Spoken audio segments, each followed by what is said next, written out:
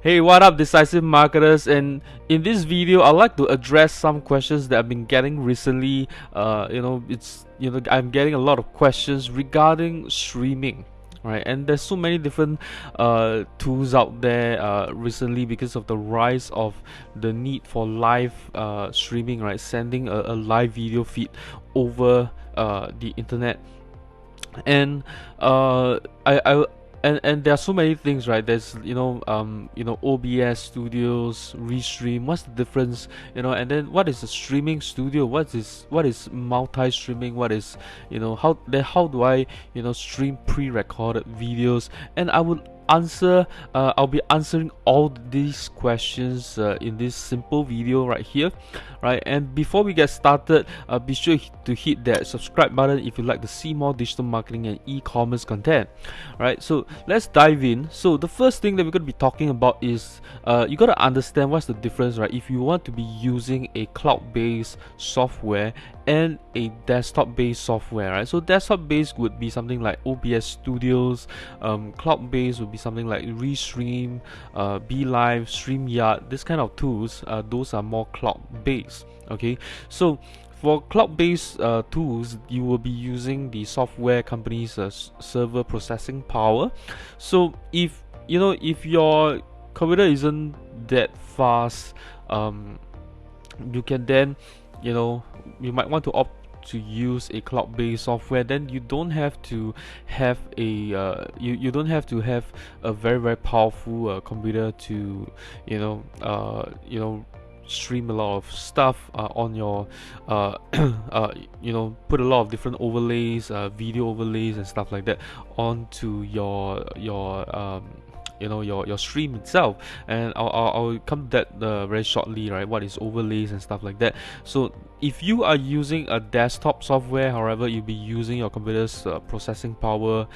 If you're recording as well, most likely it's going to save into your computer. So if you don't have a huge hard drive to store let's say if you're going to stream for 24 hours, then that's going to take up like I think for a full HD stream, I think it's gonna reach probably close to 30 gigs, something like that. So it's gonna take up a lot of space very quickly. So that's something for you to take note of. It also uses your processing power, uses your graphics card, stuff like that. So and then on cloud, once you schedule, let's say if you're using pre-recorded tools, then once you schedule it, you don't need your computer turned on at all. It can continue to stream. And if you are using a desktop, however, you got to keep your computer running for it to continue to keep streaming while you're not around, right? So that's something to take note of. And cloud-based tools, I think this is the biggest limitation of cloud-based tools, is that it is limited by the software limitations, such as they only give you 720p stream. So if you are using, for example, the Restream free plan or the starter plan, or if you're using BeLive, I think one of the lower plans of BeLive, they only give you a 720p stream. Alright, whereas if you use desktop like OBS Studios, you can stream 1080p or even 4K without any without any limitation. The limitation is just based on your own hardware itself.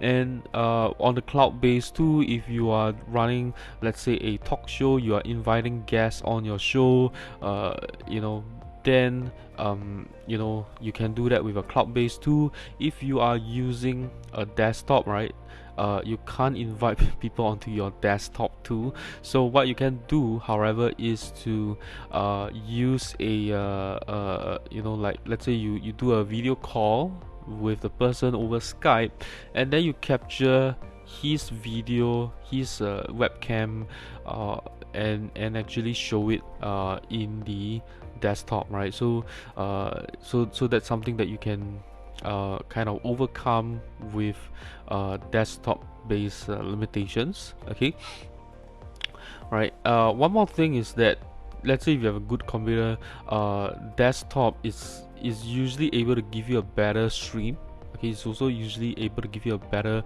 clearer stream. That's something for you to take note of as well. Okay, the next thing is we're going to be talking about streaming studio, right? A lot of people are talking about studio, but what is that, right? A studio is meant for you to create your overlays, your video feeds, your chat overlays, you know, any images you want to put in. You put your social media, what do you call that, social media handles, you know, your social media profiles, uh you want to create something like this, where you know you show who are your top followers. You know, let's say if you are doing gaming streaming, right? So these are, you know, how a gaming overlay will look like. Okay, so a streaming studio allows you to do something like this. Okay, and next would be studio tools. Okay, studio tools, some as I mentioned, right, OBS Studios, that's the most popular one right now because it's free. You can download it, anyone can use it. Okay, but it is a little bit complex to use, right? It's not straightforward. You know, there's a lot of different plugins. There's a lot of different options in there, so you got to learn. You got to spend some time to learn it, to use it. Okay, and then there's Streamlabs OBS. Okay, Streamlabs OBS, there's Restream, there's BeLive, there's StreamYard, right? So just take note that if you're using BeLive or Restream, the lower plans, alright, only give you 720p, right? So you don't get a full HD stream, you only get a 720p stream. Okay, so that's something to take note of, right? So the next thing that we're going to be talking about is multi-streaming. I would say that in fact most tools, most cloud-based tools, they would have multi-streaming in their tool, in their features itself, right? So what multi-streaming is that I can stream to multiple different locations. So I can stream to different Facebook pages, different groups, on YouTube channel, on Twitch, and many more, right? So I can stream to multiple different locations. So it helps me to grow my audience faster, because if I stream to Twitch, I only get people who hang out in Twitch. If I can stream to YouTube and Twitch, then, you know, I'll be getting two groups of people. So that's something to take note of with multi-streaming. Okay, so a very good tool when it comes to multi-streaming would be Switchbot, right? Because Switchbot, it really helps you to sort of you know, exponentially increase your reach, because you can ask your viewers, right, to actually restream it for you into their, you know, Facebook, their own groups, or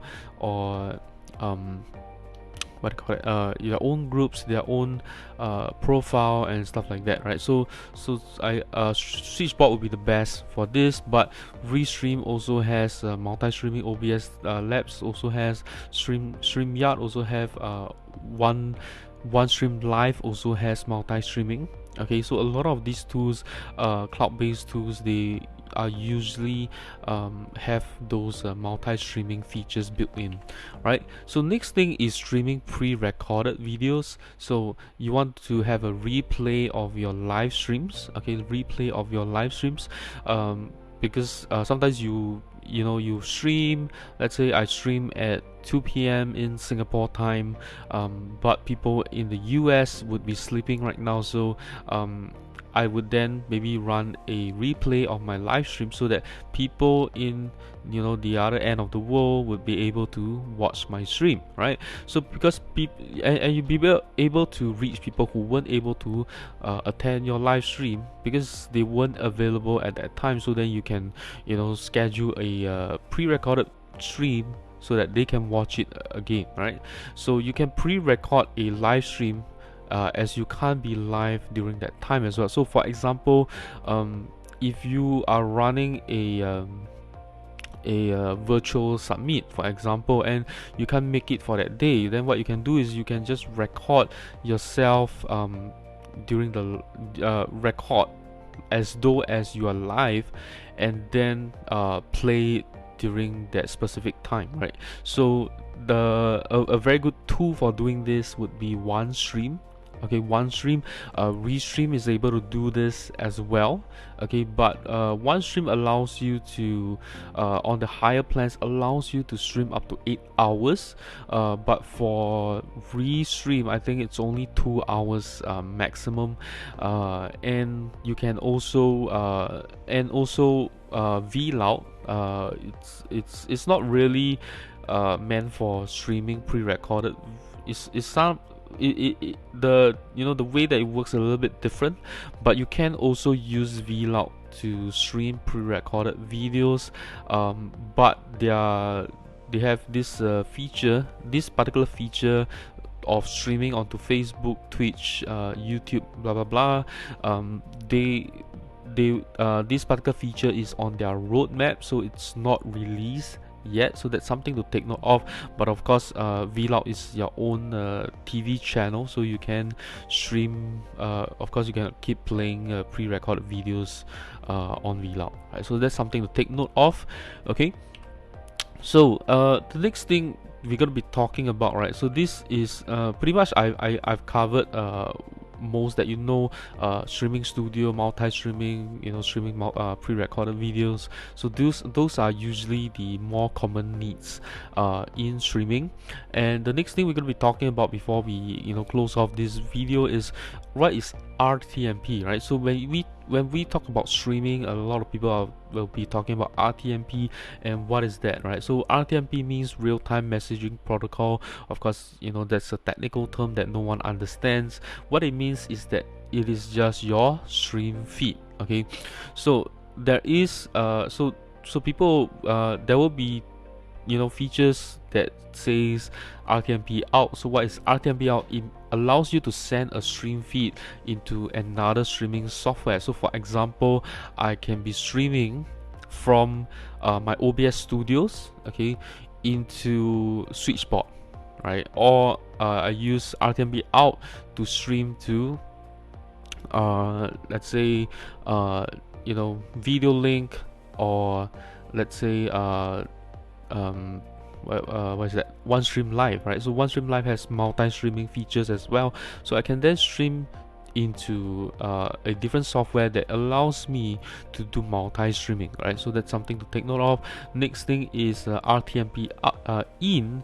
It then allows the streaming software to receive a stream feed, right? So if your software does not have RTMP in, then it's not able to receive that stream feed. So for example, if you're using a cloud-based software, for I think I'm not sure if BeLive has this, but I think previously they didn't have RTMP in. So what happens is that you can't actually stream from OBS Studios into BeLive, then streaming it out, right? So why do you want to sometimes use RTMP in when BeLive, or BeLive is already a stream studio, right? Is that because sometimes some of these softwares, they are in their early stage and they're not very stable, so your stream is not very clear, right? So or their server isn't able to handle so many people using it. So what happens is that you can use RTMP in so that you can deliver a high quality feed into the stream software. So for example, if you are using AirMeet, you can do a RTMP in so that you can stream from OBS Studios into AirMeet, and then because AirMeet, sometimes you get a lot of attendees, sometimes the feed is not stable, it's sometimes becomes blurry and then it becomes clear again. So if you use something like OBS Studios, it will help you to keep your stream a lot clearer, a lot nicer while you're streaming, right? So this is something for you to take note of. Personally, I use Restream, I use OBS Studios, I use OneStream Live, and I use SwitchBot as well, right? So these are my streaming tool stack. Okay, so if you have any question about streaming, please comment in the video below. If you enjoyed this video, please give me a thumbs up. And lastly, if you it'll be awesome if you can share this video, right, with your friends as well. And that's all in this video, and I'll see you in my next episode.